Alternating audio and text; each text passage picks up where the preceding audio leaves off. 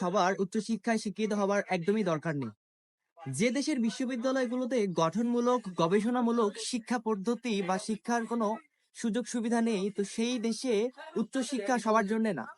একটা ক্লাসে বিশ্ববিদ্যালয়ের মতো একটা জায়গায় একটা ক্লাসে 100-150 জন করে স্টুডেন্ট যখন ভর্তি হয়ে ক্লাস করে, সেখানে যে কতটুকু জ্ঞান চর্চা বা জ্ঞান অর্জন করে প্রত্যেকটা স্টুডেন্ট, সেটা বর্তমান আমি সহ আমাদের বিশ্ববিদ্যালয়ের প্রত্যেকটা স্টুডেন্ট এটা আমরা হাড়ে হাড়ে টের পাচ্ছি। প্রত্যেক বছর বাংলাদেশে ডিগ্রিধারী স্টুডেন্ট অনেক বেশি বের হয়। একটা তথ্য দিয়ে রাখি, প্রত্যেক বছর বাংলাদেশের কর্মক্ষেত্রে প্রায় 25 লাখ তরুণ তরুণীরা কর্মক্ষেত্রে যোগদান করার জন্য প্রস্তুতি নেয়। কিন্তু বাংলাদেশের কর্মক্ষেত্রের ঠিক সেমন ঠিক বাংলাদেশে ঠিক কর্মক্ষেত্রের তেমন কোনো স্কোপ নেই। আমি একটা তথ্য দিয়ে রাখি, বিসিএস এর মতো পরীক্ষাতে 5 লাখ, 3 লাখ, 4 লাখ স্টুডেন্ট যখন অ্যাপ্লিকেশন করে, আর সেখান থেকে মাত্র 1,500, 2,000, 2,300-2,400-র মতো স্টুডেন্টদের জন্য বিসিএস এর সিট বরাদ্দ থাকে, তো সেই জায়গাতে আসলে প্রতিযোগিতাটা অনেক বেশি।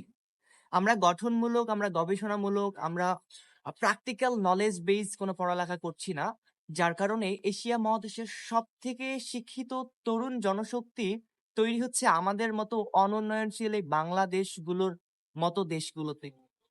এই জায়গা থেকে বের হয়ে আসাটা খুব জরুরি। আমরা গঠনমূলক পড়ালেখা তখনই করব যখন আমাদের গঠনমূলক পড়ালেখার সিস্টেম বা এনভায়রনমেন্ট তৈরি হবে। কিন্তু স্টিল আমি এখন অনার্স মাস্টার্স করব, কিন্তু আমার এই উচ্চশিক্ষা অর্জন করবার যে সময়টুকু, এখানে আমি কতটুকু নলেজ গ্যাদার করতে পারবো, এটা কিন্তু খুবই সন্দিহানে ভুগছি আমি। কারণ একটা ক্লাসের 100-150 জন যখন স্টুডেন্ট থাকবে, তখন কোনো টিচারের পক্ষে সম্ভব হবে না প্রত্যেকটি স্টুডেন্টকে গঠনমূলক, গবেষণামূলক, জবাবদিহিমূলক পড়াশোনা করানো। কারণ পড়ালেখা কেউ করতে চায় না। একটা ক্লাসে সর্বোচ্চ 15-20 জন, 30 জন স্টুডেন্ট পড়ালেখা করবে, বাকিরা কিন্তু তেমন করে পড়ালেখা করে না বা পড়ালেখায় মনোনিবেশ করে না। কিন্তু দিন শেষে তারা কিন্তু ডিগ্রি নিয়ে বের হবে। এই ডিগ্রি নিয়ে বের হয়ে তারা কতটা কর্মক্ষেত্রে বা নিজের লাইফের কাজে লাগাতে পারবে, এটা কিন্তু খুব ভাবাত্মক বিষয়টা। তো সেই জায়গা থেকে আমার কাছে কেন জানি মনে হয়েছে বাংলাদেশের প্রেক্ষাপটে সবার জন্য উচ্চশিক্ষার একদমই দরকার নেই।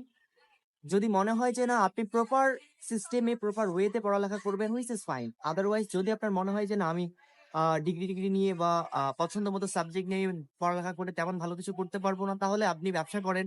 আপনি আপনার স্কিল বেস সেকশনে গিয়ে তার নিজের স্কিলটা অনেক বেশি ডেভেলপ করে সেই সেক্টরে চলে যান। আদারওয়াইজ কখনোই ভালো কিছু সম্ভব না। সো আজকে এই পর্যন্ত, ভালো থাকবেন। নতুন কোনো ভিডিওতে আবারও দেখা হবে। খুদা হাফেজ।